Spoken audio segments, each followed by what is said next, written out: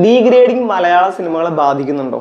ഇവിടെ പല സിനിമകളും ബോക്സ് ഓഫീസിൽ ഫ്ലോപ്പ് ആകുമ്പോൾ ഒരുപാട് പേര് ഡീഗ്രേഡ് ചെയ്തുകൊണ്ടാണ് സിനിമ പരാജയപ്പെട്ടതെന്ന് പലരും പറയുന്നതും കേട്ടിട്ടുണ്ട്. പക്ഷെ ഞാൻ മനസ്സിലാക്കിയെടുത്തോളം ഇവിടെ ഒരു സിനിമകളും ഡീഗ്രേഡിങ് കാരണം പരാജയപ്പെട്ടിട്ടില്ല.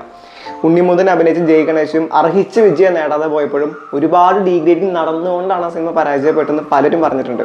ആ സിനിമയ്ക്കെതിരെ ഡീഗ്രേഡിങ് നടന്നു എന്നുള്ളത് 100% സത്യമാണ്. ഉണ്ണിയുടെ രാഷ്ട്രീയത്തോട് വിയോജിപ്പുള്ള ആളുകൾ തന്നെയാണ് സിനിമയെ ഡീഗ്രേഡ് ചെയ്തത്. പക്ഷെ അതുകൊണ്ടല്ല സിനിമ പരാജയപ്പെട്ടത്. ഒന്ന്, ആ സിനിമ റിലീസ് ചെയ്തത് ആവേശത്തിൻ്റെയും വർഷശേഷത്തിൻ്റെയും കൂടെയായിരുന്നു. ഈ രണ്ട് സിനിമകളും നല്ല രീതിയിൽ ജയ് ഗണേശിന് കോമ്പറ്റീഷൻ കൊടുത്തിട്ടുണ്ട്.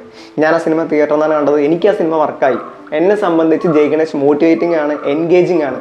മാത്രമല്ല ഉണ്ണിമുതൻ അദ്ദേഹത്തിന്റെ കംഫർട്ട് സോൺ ബ്രേക്ക് ചെയ്ത സിനിമയാണ് ജയ് ഗണേശ്. ഇമോഷണൽ സീൻസ് അദ്ദേഹം ഭയങ്കര ഹെവി ആയിരുന്നു. പക്ഷെ സത്യം പറഞ്ഞാൽ പലർക്കും ആ സിനിമ അത്ര ഇമ്പാക്ട്ഫുൾ ആയിരുന്നില്ല. അതുകൊണ്ട് നമുക്ക് ഇഷ്ടപ്പെട്ട് തന്നെ ബാക്കി എല്ലാവരും ഇഷ്ടപ്പെടണം എന്ന് നമുക്ക് പിടിവാശി പിടിക്കാനൊന്നും പറ്റില്ലല്ലോ. അതുകൊണ്ട് ഡീഗ്രേഡിങ് കാരണം ഒരു സിനിമ പരാജയപ്പെടുകയാണെങ്കിൽ ഇവിടെ ആദ്യം പരാജയപ്പെടുന്ന പടം മാർക്കോയായിരുന്നു.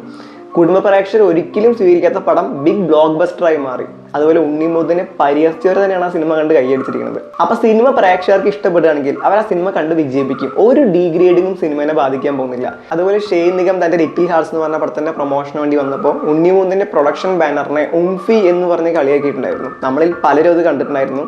പക്ഷെ അദ്ദേഹം അതിന് മാപ്പ് പറഞ്ഞു, അത് വേറെ കാര്യം. പക്ഷെ അദ്ദേഹം ഉണ്ണിയെ പരിഹസിച്ചുകൊണ്ട് ഇഷ്ടപ്പെടാത്ത പ്രേക്ഷകർ ഡീഗ്രേഡ് ചെയ്തുകൊണ്ടാണ് ലിറ്റിൽ ഹാർട്സ് പരാജയപ്പെട്ടെന്നാണ് ഷെയ്ൻ അടക്കം പലരുടെയും അബദ്ധധാരണ.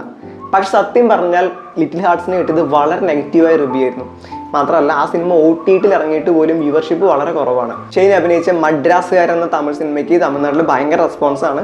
പക്ഷേ ഇവിടെ കേരളത്തിലെ ആ സിനിമയ്ക്ക് വലിയ ഇമ്പാക്റ്റ് ഉണ്ടാക്കാനൊന്നും പറ്റിയിട്ടില്ല. പക്ഷേ ഇവിടുത്തെ പ്രേക്ഷകർക്ക് ആ സിനിമ ഇഷ്ടപ്പെട്ട് കഴിഞ്ഞാൽ, നല്ല വേർഡ് ഓഫ് മൗത്ത് കിട്ടിക്കഴിഞ്ഞാൽ ആ സിനിമ ഹിറ്റാവും. ഹിറ്റ് ആവട്ടെ എന്ന് തന്നെയാണ് ഞാൻ ആഗ്രഹിക്കുന്നത്. ഷെയ്ൻ തൻ്റെ മദ്രാസുകാരൻ എന്ന സിനിമ കണ്ട് വിജയിപ്പിക്കണമെന്ന് പ്രേക്ഷകരോട് റിക്വസ്റ്റ് ചെയ്യുന്നതും അതുപോലെ പലരും തൻ്റെ സിനിമയെ ഡീഗ്രേഡ് ചെയ്യാൻ ശ്രമിക്കുന്നുണ്ടെന്നും അദ്ദേഹം പറഞ്ഞ വീഡിയോ ഞാൻ കണ്ടു. അപ്പൊ അദ്ദേഹം ഇപ്പോഴും ആ തെറ്റിദ്ധാരണയോട് കൂടി തന്നെയാണ് മുന്നോട്ട് പോകുന്നത്. ഷെയ്ൻ്റെ ഒരു നല്ല സിനിമ അല്ലെങ്കിൽ പ്രേക്ഷകർക്ക് ഇഷ്ടപ്പെടുന്ന ഒരു സിനിമ വന്നു കഴിഞ്ഞാൽ തീരാവുന്നതുള്ളൂ ഈ തെറ്റിദ്ധാരണകൾ അത്രയും.